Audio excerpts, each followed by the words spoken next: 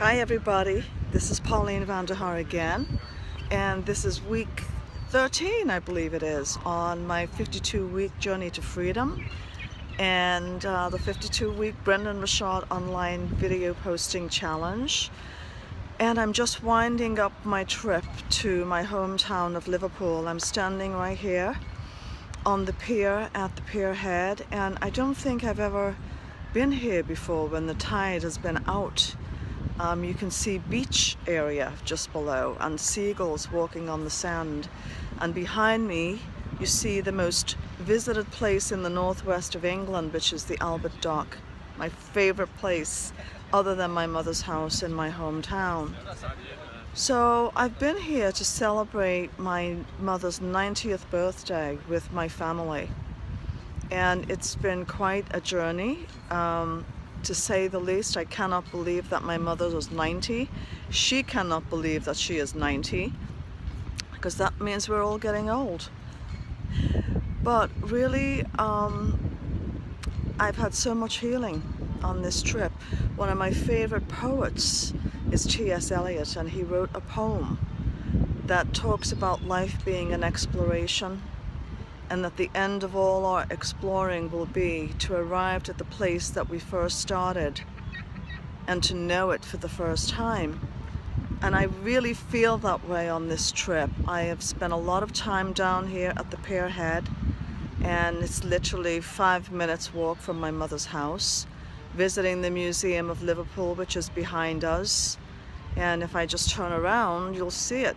You'll get a great view. I think there's the Museum of Liverpool with the Liver building in the background as well. But anyway, enough of the tour right now. I want to finish up just sharing with you some really wonderful things I have learned on this trip and that I have grown into on this trip. And you know, one of them was sitting with my family at dinner to celebrate my mother's birthday. Mom started to recount all these stories of times that we've shared together, and one of them was of time that we took a vacation to Montego Bay in Jamaica. And as she recounted these stories, I thought, who was she talking about? Because I didn't remember any of this stuff. But her memory is astounding. For 90 years old, it's unbelievably accurate, and she just tells the same details all the time. So I realized, my God, I've missed most of my life because I cannot recall it. And I don't have those memories because I can't recall them. And I've thought a lot about that. And, you know, this is what I've learned, and it's my takeaway, really. Slow down enough to live your life. And don't be so driven to get to the next stop that you miss the present moment. And I'll give you one little tidbit about Downton Abbey for all you Downton Abbey fans, who I promised I wasn't going to spoil the finale with you. But England, of course, is ahead of the US in terms of watching Downton Abbey, and so it's on right now. But there's one wonderful quote that Andy the footman said, which is, and I won't tell you what it was about, but the quote was, "I didn't know it was a value until it was too late."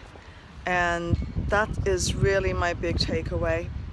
Know what you value in your life. Don't let it be too late that you wake up and it's done, or you're incapacitated, or you're not able to enjoy the same friendships, the same relationships anymore. So really get clear on what your values are, and maybe it's time to take a value inventory and make some adjustments.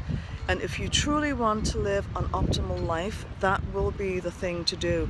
That's the place to start, to take an inventory of who you're really being in your life, who you aspire to be, but who are you really showing up as, and make some adjustments if needed. So hey, enjoy the present moment, and don't be rushing too much to the next thing or the next accomplishment or adventure to miss your life. And if you don't know what your values are, it's time to take an inventory. So that's my little check-in this week, and until next time, be the light, be a blessing, and have an awesome week. Bye-bye.